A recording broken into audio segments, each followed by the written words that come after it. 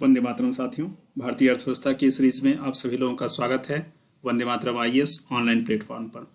आज का हमारा क्लास इन सभी टॉपिक्स पर है।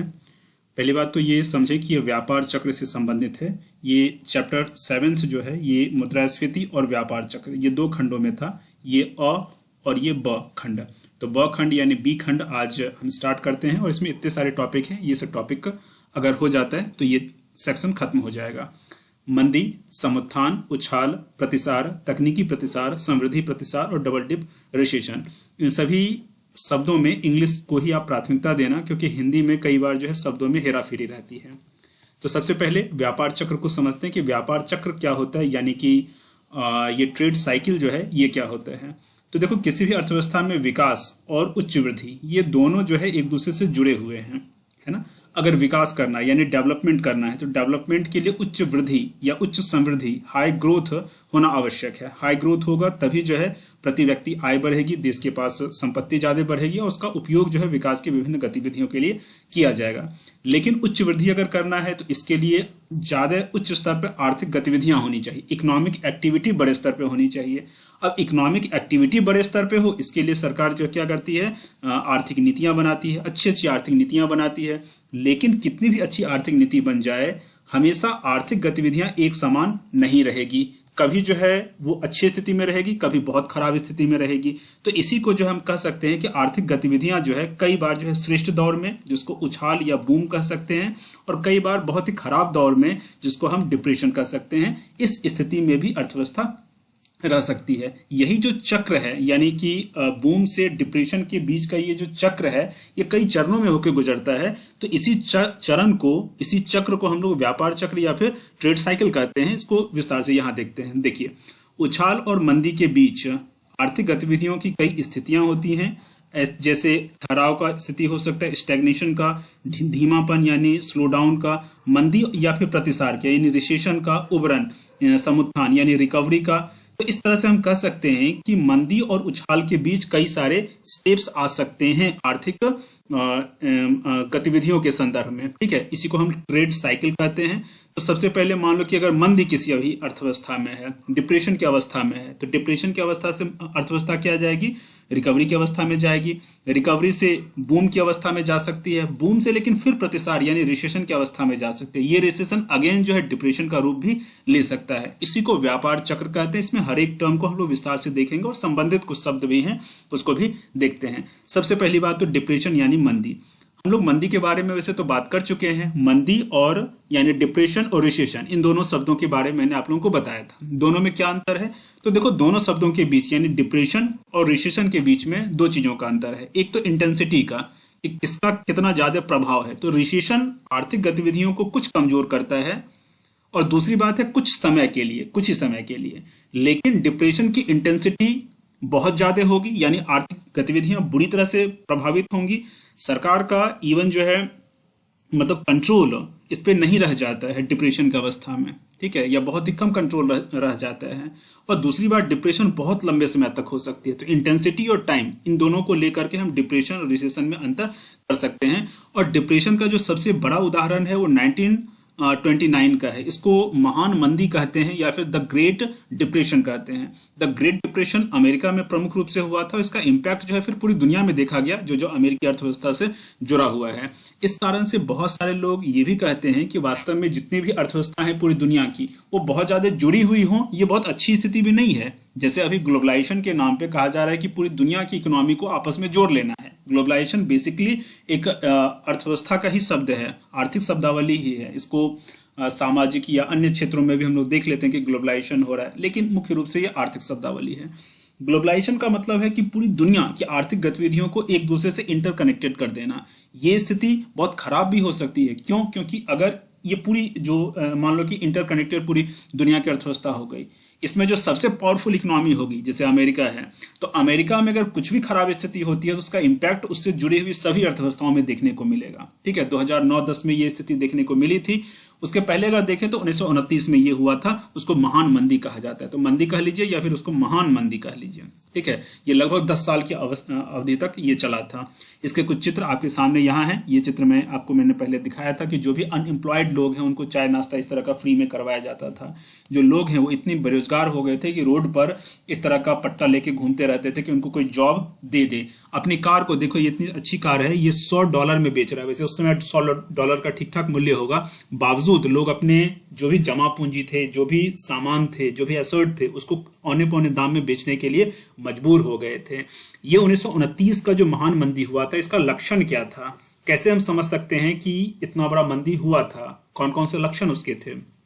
तो कुल मांग का अत्यधिक निम्न स्तर पे पहुंच जाना, मांग डिमांड जो है बहुत ही कम अवस्था में, बहुत ही नीचे पहुंच जाना, और इसका असर ये पड़ेगा कि आर्थिक गतिविधियों में ठहराव। अच्छा, किसी भी अर्थव्यवस्था में ये एक खराब स्थिति मानी जाती है कि डिमांड कम हो जाए, ठीक है। डिमांड अगर अर्थव्यवस्था में, आधुनिक अर्थव्यवस्थाओं में अगर डिमांड कम हो जाता है तो उत्पादन कम होगा, उत्पादन कम होना, डिमांड कम होना, आर्थिक गतिविधियों में ठहराव होना, और इसका इम्पैक्ट फिर अलग जगह पड़ना, यानी मुद्रास्फीति काफ़ी निम्न हो जाना, महंगाई काफ़ी निम्न हो जाना, नेगेटिव में आ जाना, इनफैक्ट रोजगार के अवसर कम हो जाना, और रोजगार के जब अवसर कम हो जाएंगे तो बेरोजगारी बढ़ेगी, मजदूरों को जबरन जो है छटनी की जाएगी, उनको हटाया जाएगा काम से। तो ये पूरी पूरा जो सिचुएशन है, ये किसी भी अर्थव्यवस्था को पूरी तरह से बर्बाद करके रख देता है, और इससे उबरने के लिए अर्थव्यवस्थाओं को बहुत ही लंबा समय लगाना पड़ता है। फिर इसके अलावा मंदी के दौर में आर्थिक स्थिति नियंत्रण के बाहर हो जाती है। पीछे मैंने अभी बताया कि सरकार के नियंत्रण से बाहर इस तरह की आर्थिक गतिविधियां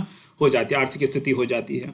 1929 की महान मंदी, द ग्रेट डिप्रेशन, ने इस विचार को बल दिया कि अर्थव्यवस्था में सरकार का मजबूत दखल होने, सरकार की मजबूत दखलंदाजी होनी चाहिए, यानी सरकार जो है अपने टूल्स का इस्तेमाल करके, अपने तरीकों का इस्तेमाल करके इस तरह के मंदी से निकले, ये आवश्यक है।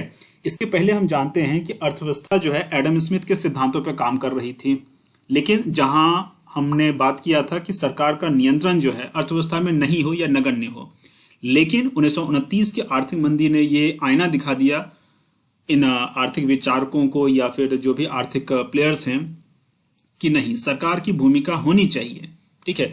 और आप मुझे बताएंगे कि किस ब्रिटिश अर्थशास्त्री ने सबसे पहले इस विचारधारा को सामने रखा कि अर्थव्यवस्था में राज्य की भूमिका होनी ही होनी चाहिए।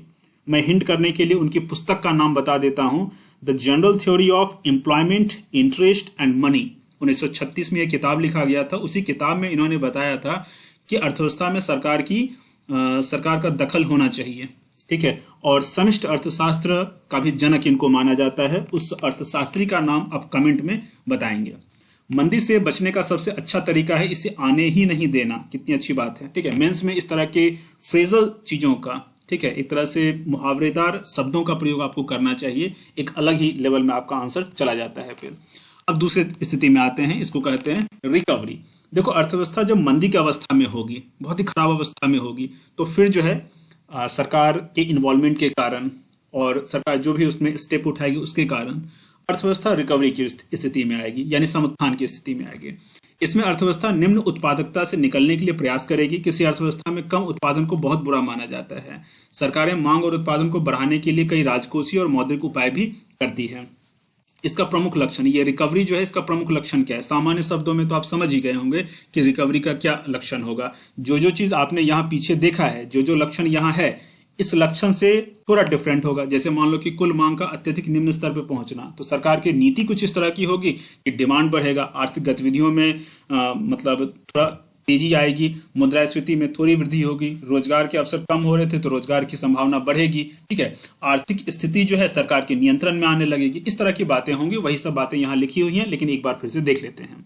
कुल मांग में उछाल आएगा, और मांग में उछाल आ रहा है तो उत्पादन स्तर में वृद्धि होगी। उत्पादन स्तर में वृद्धि होगी तो नए निवेश आएंगे, महंगाई में वृद्धि होगी। इससे निवेशकों के लिए उधार लेना भी सस्ता हो जाएगा। जैसे हमने पीछे देखा था कि महंगाई अगर बढ़ती है, मुद्रास्फीति बढ़ती है, तो निवेशकों के लिए जो भी ऋण लेना चाह रहे हैं, निवेशक तो इन्वेस्टर हो गए, लेकिन इन्वेस्टर जो है ऋण लेकर के ही इन्वेस्ट करते हैं। तो जो ऋण प्राप्त करता है, ठीक है, जो ऋण प्राप्त करता है उनके लिए ऋण लेना आसान हो जाता है, या ऋण जो है वो सस्ता हो जाता है।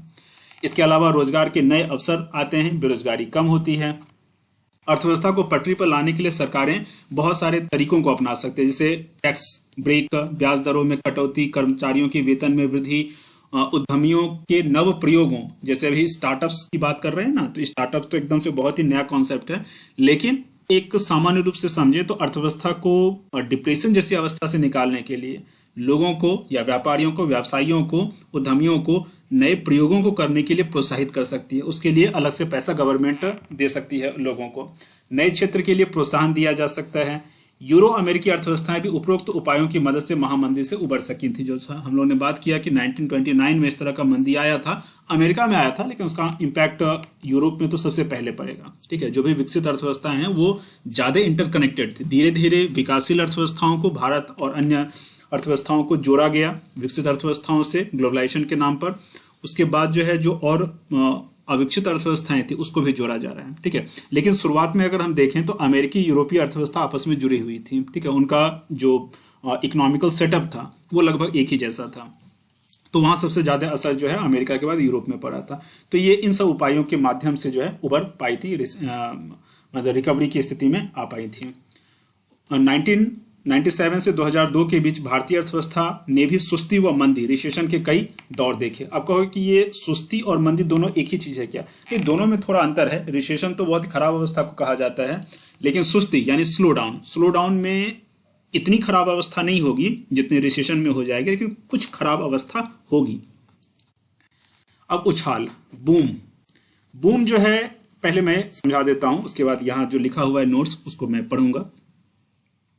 तो देखो बूम की अवस्था जो है, आउटपुट यहां लिखा हुआ है।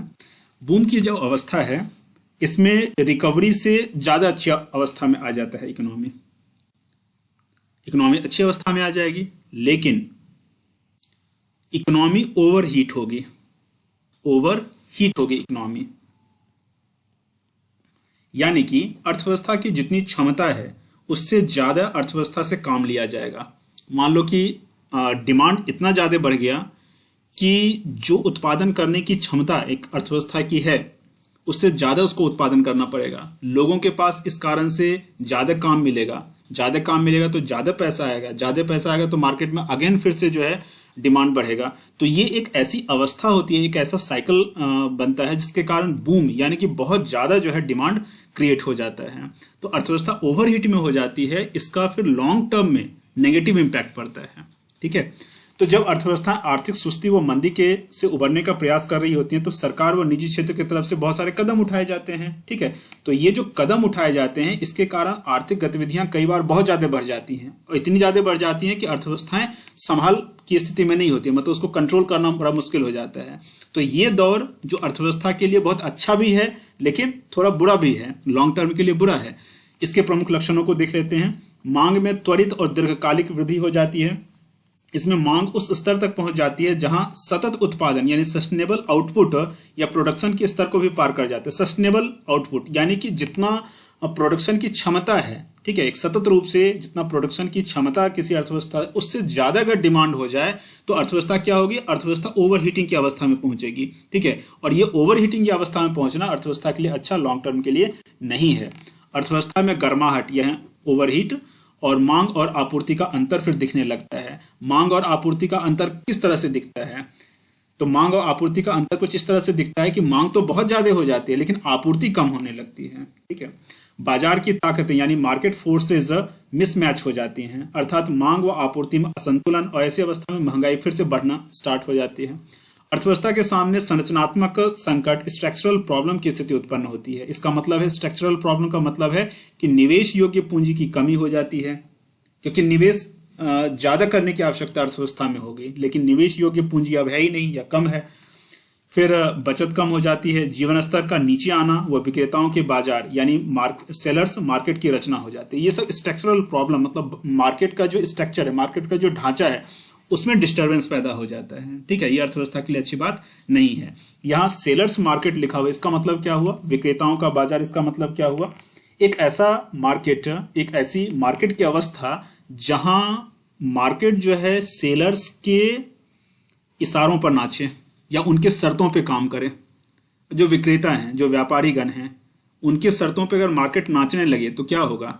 सामान्य जनों के लिए और साथ ही साथ सरकार के लिए भी समस्या हो सकती है, क्योंकि वो अत्यधिक लाभ कमाने का प्रयास करेंगे। उस अत्यधिक लाभ का अर्थव्यवस्था पे क्या इम्पैक्ट पड़ेगा लॉन्ग टर्म में, उसको वो विचारेंगे नहीं। ठीक है, तो विक्रेता का बाजार का मतलब है कि विक्रेताओं की शर्त पर मार्केट का काम करना। रिकवरी के दौर को अर्थव्यवस्था के लिए अच्छा माना जाता है, लेकिन बूम की स्थिति में कुछ नकारात्मक पहलू भी होते हैं। ऐसा नहीं होता है कि बूम की अवस्था में केवल नकारात्मक पहलू होते हैं, इसमें सकारात्मकता होती है, क्योंकि बूम का मतलब ही है कि डिमांड बहुत ज्यादा बढ़ जाना। तो बहुत ज्यादा डिमांड बढ़ रही है तो अर्थव्यवस्था के लिए अच्छा माना जाएगा, लेकिन अर्थव्यवस्था नियंत्रण से बाहर हो जाती है, इस कारण से बहुत सारे नकारात्मक पहलू यहाँ देखने को मिलते हैं।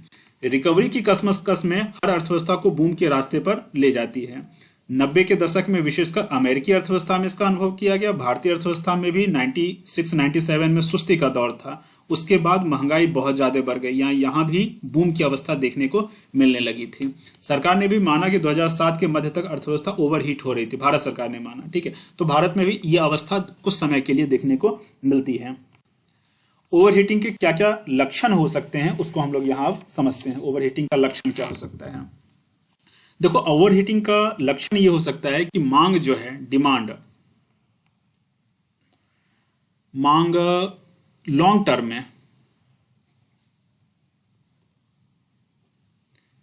में मांग घटेगा, कुल मांग में कमी आ जाएगी लॉन्ग टर्म में। लेकिन ठीक है, शॉर्ट टर्म में तो फायदा ही होगा, ये बूम का ही एक पार्ट है, लेकिन कुल मांग में कमी होगी। इसका असर भविष्य में जो है उत्पादन स्तर में फिर गिरावट आ जाएगी। ठीक है, इससे बेरोजगारी उत्पन्न होगी। आप कहोगे सर ओवरहीटिंग में मांग कम होगा, ये बात समझ में नहीं आई। तो देखो, ओवरहीटिंग में मांग कम कैसे होगी? ओवरहीटिंग में एक बात, सबसे जो बड़ी बात होगी वो महंगाई क्या होगी, बढ़ेगी या घटेगी? महंगाई बहुत ज्यादा बढ़ जाएगी, क्योंकि डिमांड बहुत ज्यादा हो रहा है ना। तो शुरू में ठीक है, यहाँ डिमांड कम होने लगा, लेकिन इसके पहले देखेंगे तो डिमांड बहुत ज़्यादा होगा। बहुत ज़्यादा डिमांड होने के कारण बहुत महंगाई बढ़ेगी, और बहुत महंगाई होने के कारण फिर अगेन जो है मांग कम हो जाएगा। मांग कम हो रहा है तो फिर कुल मांग कम होगा, उत्पादन स्तर में गिरावट होगी, बेरोजगारी में वृद्धि हो जाएगी। और इसका मतलब है कि ये महंगाई दर जो है, वैसे मैं बाद में लिखता ही, महंगाई दर में फिर कमी आएगी। शुरू में तो महंगाई बढ़ रही थी, फिर महंगाई दर में कमी आएगी, और इसका असर फिर जो है नए निवेश हतोत्साहित होंगे। ठीक है, और इस तरह से मंदी, रिसेशन और उसके बाद डिप्रेशन का खतरा जो है यहां हो सकता है। डिप्रेशन का खतरा जो है यहां हो सकता है। इस कॉन्सेप्ट को समझ पाए क्या? ओवरहीटिंग बूम का ही एक पार्ट है। बूम का मतलब है कि बहुत ज्यादा अर्थव्यवस्था में डिमांड क्रिएट हो जाना, लेकिन इससे क्या होगा कि अर्थव्यवस्था की जो क्षमता है, उस क्षमता से ज्यादा अर्थव्यवस्था उत्पादन करना चाहेगा, ज्यादा से ज्यादा लोगों को रोजगार मिलेगा, लोग ओवर टाइम करना स्टार्ट करेंगे, पैसा ज्यादा आएगा। उस पैसा ज्यादा आने से वो फिर पैसा तो मार्केट में ही जा रहा है, तो महंगाई बढ़ जाएगी। उस महंगाई के बढ़ने के कारण लॉन्ग टर्म में फिर मांग कम होगा। मांग कम होने का असर ये होगा कि कुल मांग में कमी आएगी, और उसका असर फिर ये होगा कि उत्पादन स्तर में कमी आएगी, बेरोजगारी बढ़ेगी, महंगाई दर में कमी आएगी, फिर से नए निवेश हतोत्साहित होंगे या कम होंगे, मंदी का खतरा जो है अर्थव्यवस्था में फिर से आ सकता है। ठीक है, अब रिसेशन पे आते हैं। ठीक है, रिसेशन भी जो है वो लगभग जो है बूम के जैसा है, लेकिन थोड़ा सा अंतर है इसमें। ये कुछ हद तक मंदी यानी डिप्रेशन के दौर, ये मंदी जैसा नहीं है, ये बूम जैसा नहीं है, ये डिप्रेशन जैसा है। लेकिन मैंने बताया था कि दोनों में अंतर क्या है। रिसेशन में इंटेंसिटी, अर्थव्यवस्था खराब होने की इंटेंसिटी और टाइम, इन दोनों का अंतर है। रिसेशन नॉर्मली जो है 6 महीने 1 साल तक हो सकता है मैक्सिमम, लेकिन डिप्रेशन दशक तक हो सकता है, बहुत लंबे समय तक हो सकता है। ठीक है, दोनों में यही अंतर है। तो ये कुछ हद तक मंदी डिप्रेशन के दौर सा है। वैसे यह मंदी की तुलना में थोड़ा कम प्रभावी होता है। देखो, इसमें थोड़ा कम प्रभावी होता है, तो इंटेंसिटी जो है उसको लेकर के अंतर आ जाता है। लेकिन समय रहते से निपटा ना गया तो यह मंदी फिर ला सकता है। अमेरिका में सब प्राइम संकट, यूरो अमेरिकी अर्थव्यवस्था का संकट रिसेशन के कुछ उदाहरण हैं। रिसेशन के मुख्य लक्षण काफी हद तक मंदी से मिलते जुलते हैं। ठीक है, अच्छी बात है।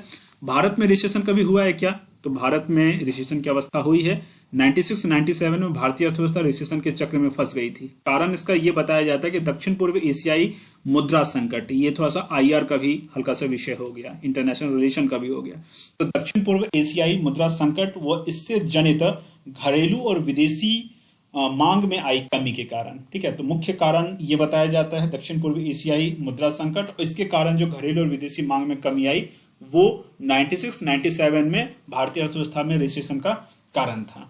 इसके कारण भारत में आर्थिक सुधार की पूरी योजना, जो कि हम जानते हैं कि 1991 से होना स्टार्ट हुआ था, और आपको पता होगा कि 1991 में जो आर्थिक सुधार होना स्टार्ट हुआ, वैसे तो सुधार वास्तव में वो सुधार नहीं था, आईएमएफ का एक तरह से दबाव था, हमें मजबूरन वो करना पड़ा। आईएमएफ का इतना प्रभाव कैसे हो गया कि वो दबाव बनाने लगा, हमारी इतनी खराब अवस्था कैसे हो गई कि हम आईएमएफ के पास जो है सो पहुंच गए, ठीक है। उसके पीछे का अपना पूरा बैकग्राउंड है कि किस तरह से पश्चिमी दुनिया भारत या अन्य लोकतांत्रिक देशों में अपने पावर का इस्तेमाल करके, भारत में उनके जो कुछ लोग होंगे उनका इस्तेमाल करके, उनका उपयोग करके, संस्थाओं में अपने लोगों को घुसा करके किस तरह से अर्थव्यवस्थाओं को पहले बर्बाद करते हैं, अर्थव्यवस्थाओं को बर्बाद करने के बाद फिर उसको उबरने के लिए अपनी योजना प्रस्तुत करते हैं।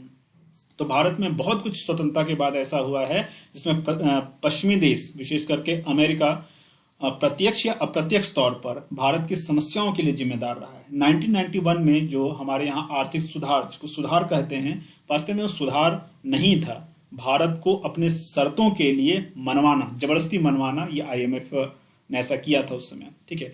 तो जो भी था 1991 में जो भी आर्थिक सुधार की पूरी प्रक्रिया हो रही थी, और इसके कारण भारतीय अर्थव्यवस्था बहुत हद तक खुल गई, और इस खुलने का बड़ा ही दूरगामी असर हुआ, ठीक है। इस पे आप थोड़ा समझते जाओ, क्योंकि पूरी तरह से समझना आपके सिलेबस से बाहर का विषय हो जाता है, इसलिए उतना बताऊंगा नहीं, लेकिन थोड़ा बहुत आप जानो कि पूरी तरह से इसको आर्थिक सुधार नहीं कहना चाहिए, लेकिन एग्जाम में आप एक बैलेंस्ड आंसर लिखेंगे। इसके कारण भारत में आर्थिक सुधार की पूरी योजना पटरी से उतर गई। 2001-2002 के अंत में अर्थव्यवस्था इस संकट से उबर पाई, ठीक है, रिसेशन की अवस्था से उबर पाई। टूल्स वही होंगे, देखो यहाँ भी टूल्स दे सकते हैं कि रिसेशन के दौर से अर्थव्यवस्था को बाहर निकालने के लिए सरकार क्या क्या कर सकती है। तो देखो क्या क्या सामान्य उपाय हो सकता है, भारत सरकार ने भी किया होगा। तो पहली बात तो प्रत्यक्ष कर और अप्रत्यक्ष कर को लेकर के कुछ कुछ कार्य किए जाएंगे। तो क्या क्या किए जाएंगे, प्रत्यक्ष कर और अप्रत्यक्ष कर दोनों को कम किया जाए। प्रत्यक्ष कर में जो भी चीजें आती हैं उसको कम कर दिया जाए। अप्रत्यक्ष करों में जो जो चीजें आती हैं, वैसे तो अब ये सब जो है जीएसटी में आ गया है, लेकिन फिर भी अप्रत्यक्ष कर में जो भी चीजें हैं उसको क्या करना है, कम करना है। प्रत्यक्ष कर अप्रत्यक्ष कर कम करना। प्रत्यक्ष कर कम करने से क्या होगा, तो देखो प्रत्यक्ष कर यानी डायरेक्ट टैक्स जो आपकी आमदनी पर लगता है, डायरेक्टली आप पर लगता है। अप्रत्यक्ष कर का मतलब क्या हुआ, आप जो सामान खरीदते हैं उस पर टैक्स आपको देना पड़ता है, आपको पता नहीं चलता है लेकिन आपने टैक्स दिया, ठीक है। जैसे आपने गोल्ड खरीदा तो गोल्ड पे भी आपको टैक्स देना पड़ रहा है, आपको पता नहीं है लेकिन उस प्राइस में ही वो इंक्लूड है। प्रत्यक्ष कर यानी कि आपकी जो सैलरी है उसमें कुछ पैसा काट लिया जाएगा, तो वो प्रत्यक्ष कर हुआ। तो प्रत्यक्ष कर को अगर कम कर दिया जा रहा है तो खर्च करने के लिए आपके पास आय ज्यादा आ जाएगी, और आय बढ़ेगी इसका मतलब है कि मार्केट में पैसा ज्यादा जाएगा। मार्केट में पैसा ज्यादा जाएगा तो खुद ब खुद मतलब डिमांड बढ़ने से खुद ब खुद जो है चीजें आगे की होने लगती हैं। और प्रत्यक्ष कर में भी उसी तरह से अगर कटौती की जाती है तो लोग जो है से ज्यादा चीजों को खरीदने के लिए प्रोत्साहित होंगे, इसका मतलब है कि मांग में वृद्धि होगी। तो प्रत्यक्ष कर और अप्रत्यक्ष कर को दोनों को कम किया जा सकता है। वेतन में वृद्धि, अगेन वेतन में अगर वृद्धि हो रही है इसका मतलब है कि डिमांड बढ़ेगा, उसके बाद की चीजें हो जाएंगी। फिर सरकार ब्याज दरों में कटौती कर सकती है, इससे सस्ता रुपया लोगों को मिलेगा। ऋण लेने की प्रक्रिया को उदार बनाया जा सकता है। नए निवेश पे कर की छूट की घोषणा की जा सकती है। 96-97 में सरकार रिसेशन की स्थिति से बाहर निकलने के लिए इन सब उपायों को सरकार ने भी किया था। अब दूसरे पॉइंट पे आते हैं, तकनीकी प्रतिसार यानी कि टेक्निकल रिसेशन। रिसेशन का तो आप देख चुके हैं कि रिसेशन का मतलब क्या होता है, यानी आर्थिक गतिविधियां कम हो जाती है, मांग कम कुछ हो जाता है। लेकिन ये टेक्निकल परिभाषा नहीं है। एक टेक्निकल परिभाषा की तरफ आते हैं जो कि वर्ल्ड बैंक और IMF international monetary fund in दोनों ने दिया है। टेक्निकल परिभाषा है, इसका उपयोग आप कर सकते हैं, एग्जाम में पूछा जाएगा। तो देखो रिसेशन को तकनीकी रूप से परिभाषित करते हुए ये दोनों संस्थाएं कहती हैं कि यदि किसी देश की GDP 2 तिमाही में लगभग गिरती है, लगातार गिरती है, तो उसे तकनीकी रूप से प्रतिसार यानी टेक्निकल रिसेशन से ग्रसित माना जाता है। बहुत ही इंपॉर्टेंट है और यहाँ से PT का सवाल बन सकता है, मेंस में इस लाइन का आप इस्तेमाल कर सकते हैं, ठीक है। मैं उम्मीद करता हूँ कि जितनी भी चीज़ों को आपने अभी तक पढ़ा है मेरे क्लास में, ठीक है।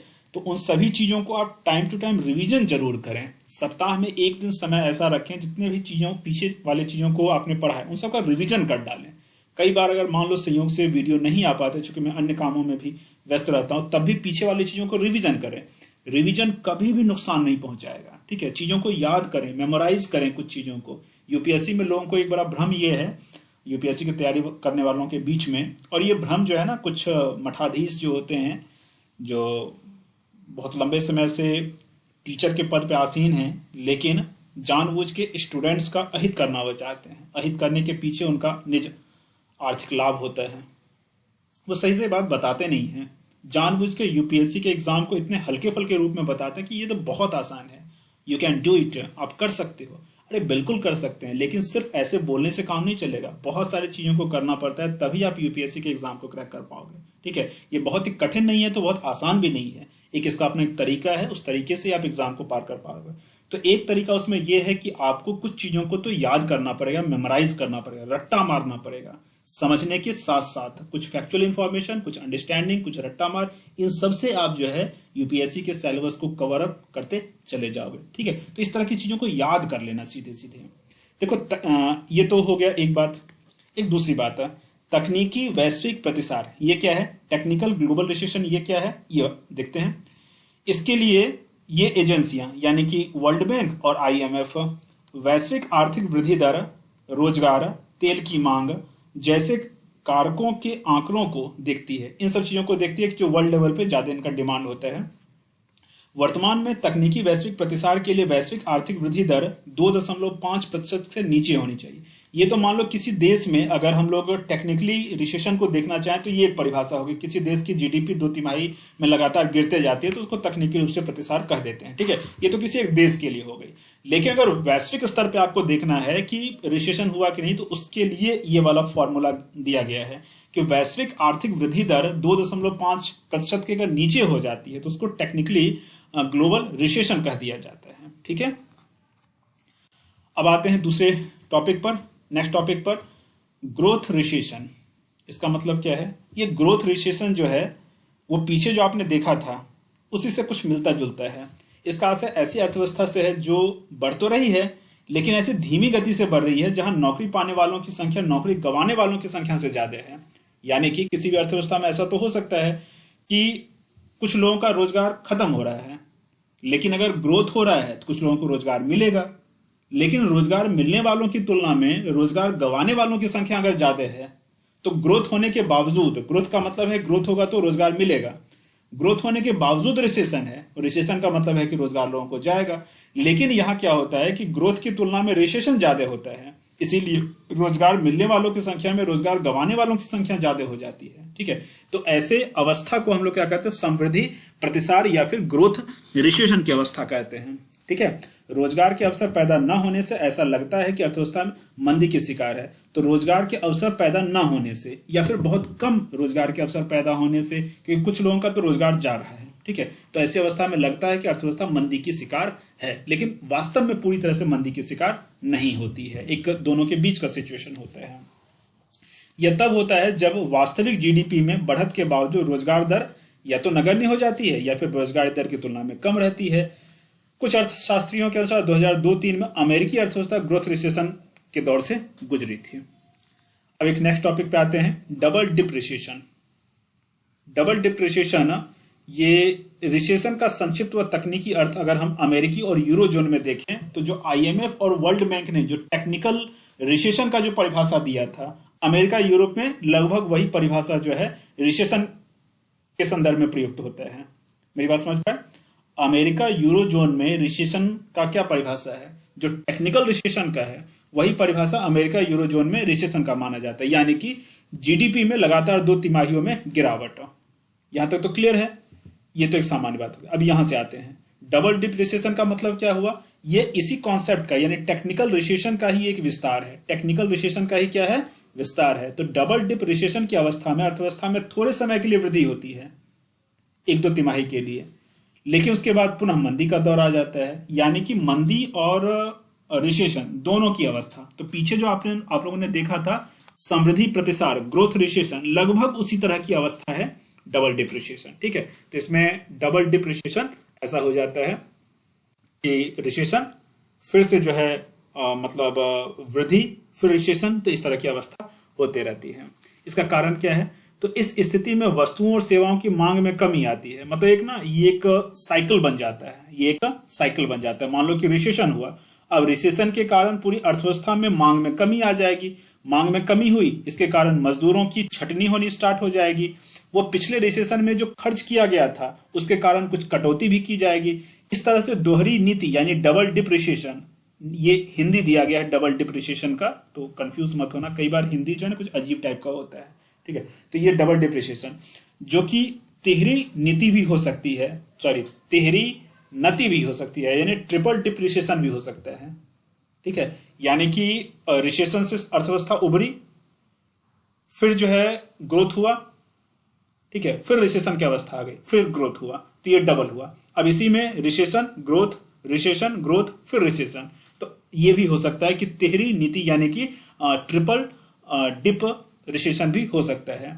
एक ऐसी स्थिति उत्पन्न होती है इसमें भय और आशंका के कारण अर्थव्यवस्था यहां से पुनः एक गहरी और लंबी रिसेशन में आ सकते हैं। ठीक है, जब रिसेशन की अवस्था होती है, डिप्रेशन की अवस्था होती है, तो इन दोनों अवस्थाओं में आप एक बात का गौर करना कि लोगों के बीच भय और आशंका की अवस्था उत्पन्न हो जाती है। ठीक है, जैसे मान लो कि अभी डिमोनेटाइजेशन कुछ समय पहले हुआ था, तो लोगों को अर्थव्यवस्था के प्रति, लोगों को जो करेंसी है उसके प्रति, क्योंकि करेंसी तो ये क्या है, जो भी करेंसी आप देखते हो कागजी मुद्रा, ये तो कुछ है ही नहीं, ये तो एक तरह से वादा किया गया है आपको गवर्नमेंट आरबीआई की तरफ से कि भाई इतने का हम आपको प्रॉमिस करते हैं कि आपके पास 100 रुपये का अगर नोट है तो 100 रुपये अदा करने का हम वादा करते हैं। ठीक है, लेकिन मान लो कि रिसेशन की अवस्था आ गई, मतलब कुछ भी अवस्था ऐसी आ गई जो खराब अवस्था अर्थव्यवस्था के लिए है, तो लोगों को अविश्वास उत्पन्न होगा।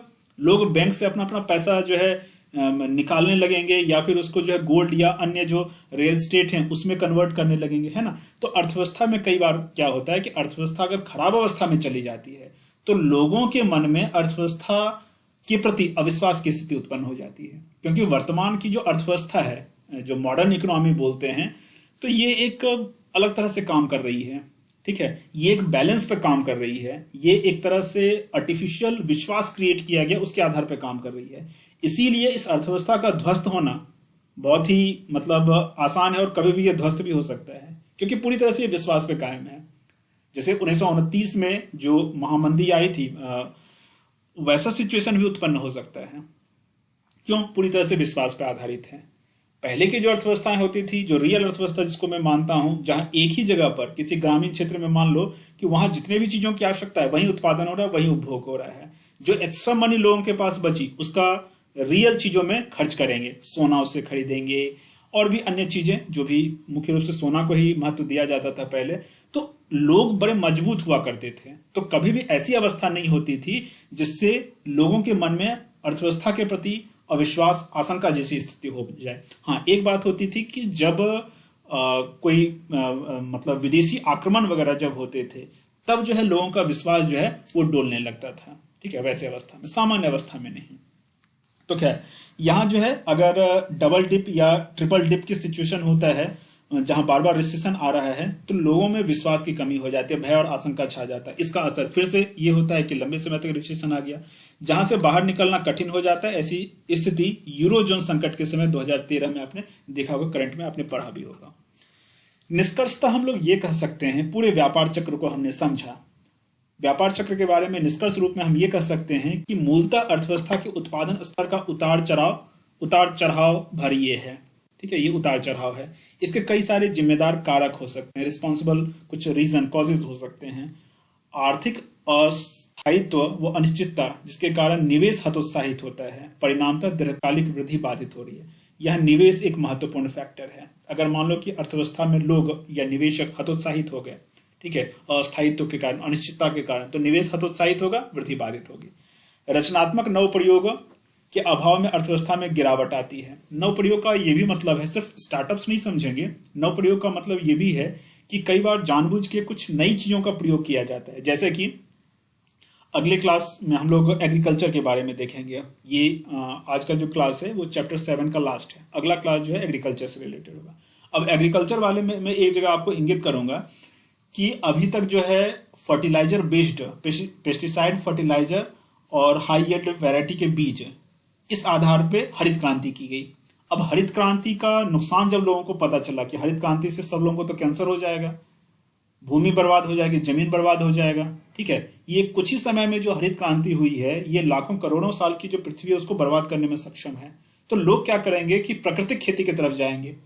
तो व्यापारीगण क्या करेंगे कि लोग एकदम से जो है आर्थिक गतिविधियों को, मतलब जो भी फर्टिलाइजर पेस्टिसाइड खरीदते थे तो अर्थव्यवस्था में अपना पैसा डालते थे, एकदम से अलग ना हो जाए, इसके कारण कुछ एक अलग किया जाएगा। ऑर्गेनिक फार्मिंग डाला, तो ठीक है तुम फर्टिलाइजर इस्तेमाल ना करो, तुम ऑर्गेनिक फर्टिलाइजर इस्तेमाल करो, यानी केमिकल फर्टिलाइजर यूज ना करो, तुम ऑर्गेनिक इस तरह का जो उर्वरक है उसका इस्तेमाल करना स्टार्ट कर दो, और फिर से उसको अपने ट्रैप में लेने के लिए प्रयास करना। लोग जो है पहले धोती कुर्ता पहनते थे तो उनको कहा गया कि ये तो गंवार है, मूर्ख है, जींस पहनो, अच्छे अच्छे शर्ट्स पहनो, पैंट पहनो, ये करो, ठीक ना, बाजार से चीजों को खरीदो, हमसे खरीदो। खरीदना स्टार्ट किए, लोग उसमें अनकंफर्टेबल होना स्टार्ट हो जाएंगे, तो कहेंगे अच्छा कोई बात नहीं, कुर्ता पहनना चाहते हो, ठीक है, कुर्ता भी तुम्हें दिया जाएगा, ठीक है, लेकिन हमारे ब्रांड का खरीदो। तो इस तरह से अर्थव्यवस्था लगातार एक गति में बनी रहे, इसके लिए इस तरह के नए नए प्रयोग किए जाते हैं। लोग एक नेचुरल लाइफ स्टाइल की तरफ जा रहे हैं। तो जैसे कल हम लोगों ने देखा था कि ऊर्जा बचत करने वाले लोग कुछ घर बनाना चाह रहे हैं, तो ठीक है, तुम हमारे स्टाइल से बनाओ, तुम जो है कांच का प्रयोग करो, फाइबर का प्रयोग करो, ठीक है, लेकिन अर्थव्यवस्था से कटो ना। तो अर्थव्यवस्था में लोग बने रहें, इसके कारण बहुत सारे नए नए प्रयोग किए जाते हैं। लोगों ने मान लो कि कोई भी चीज, सपोज करो कि लोग जो है जो आधुनिक दवाइयां हैं, यानी एलोपैथिक की जो दवाइयां हैं, लोगों ने यूज करना बंद कर दिया। मान लो कुछ लोगों ने यूज करना बंद कर दिया, क्योंकि लोगों को लगा इससे तो बड़े नुकसान हो रहा है, फायदा कुछ हो नहीं रहा है, नुकसान बहुत ज्यादा हो रहा है। तो लोगों को कहा कि अच्छा कोई बात नहीं, तुम्हें आयुर्वेदिक दवाइयां यूज करनी है, कोई बात नहीं, हम बनाते हैं आयुर्वेदिक दवाइयां, तुम यूज करो। तो उसको भी बड़ी बड़ी कंपनियां फिर बनाने लगेगी, वो भी मार्केट का विषय हो जाएगा। तो इस तरह से अर्थव्यवस्था में लगातार रचनात्मक प्रयोग या नव प्रयोग किए जाते हैं, ताकि अर्थव्यवस्था जो है एकाएक गिरावट की अवस्था में न जाए। महंगाई विरोधी सरकारी नीतियां, आम चुनाव के दौरान जो है सरकारें रिस्क नहीं लेना चाहती, ये बात हम लोगों ने बात किया था, तो रिस्क नहीं लेना चाहती हैं और महंगाई विरोधी जो है नीतियां बनाती है। जब महंगाई विरोधी नीतियां बनाई जाएंगी तो निश्चित तौर पे अर्थव्यवस्था जो है वो कमजोर हो सकती है। इसके अलावा जो है अल्पकालीन आपदाएं, कुछ ऐसा डिजास्टर आ गया जो अर्थव्यवस्था के लिए खतरनाक है, तो ये सब कुछ कारण व्यापार चक्र के हैं। Vande Mataram IAS Telegram channel आप ज्वाइन कर सकते हैं। इकोनॉमिक क्लास सपोर्ट, ये एक सेपरेट व्हाट्सएप ग्रुप है, इसमें पीडीएफ और जो भी डाउट क्लियरिंग सेशन है या फिर जो भी आपका डाउट है व्हाट्सएप के थ्रू या फिर कॉल करके आप कर सकते हैं। इसके लिए आपको ये एक व्हाट्सएप ग्रुप ज्वाइन करना पड़ेगा। 249 एक बार आपको इसके लिए सहयोग राशि देनी होगी और तब आप इसमें ज्वाइन कर सकते हैं। इसके लिए आप इस नंबर पे मैसेज करेंगे अपने नाम और डिटेल के साथ, इसमें जुड़ने के लिए रिक्वेस्ट करेंगे। इसके साथ ही साथ एक बहुत ही यूनिक प्रोग्राम आपके लिए लाया हूँ, जो कि मुझे नहीं लगता है कि पूरी कोचिंग इंडस्ट्री में कोई करवा रहा है। क्यों? क्योंकि जो पढ़ाने वाले हैं खुद उनको लिखना नहीं आता है। बहुत सारे लोग ऐसे हैं, लिखने का प्रैक्टिस नहीं होता है। जो वास्तव में यूपीएससी का स्तर है वो यूपीएससी के स्तर को टच नहीं कर पाते हैं। लिखना सीखना अपने आप में एक अलग चीज है, ठीक है, जिसमें आप बेसिक से आप लिखना स्टार्ट करेंगे और बेसिक से लेकर के आंसर को, क्वेश्चन दिया जाएगा और क्वेश्चन पे आंसर आप कैसे कर सकते हैं। 100 दिन का कुल मिला के प्रोग्राम है, पेड कोर्स है। इससे अगर आपको जुड़ना है और जो भी जानकारी आपको लेनी है तो इस नंबर पे आप मैसेज करके ये जानकारी सब ले सकते हैं। मिलते हैं फिर हम अगली क्लास में। जय हिंद।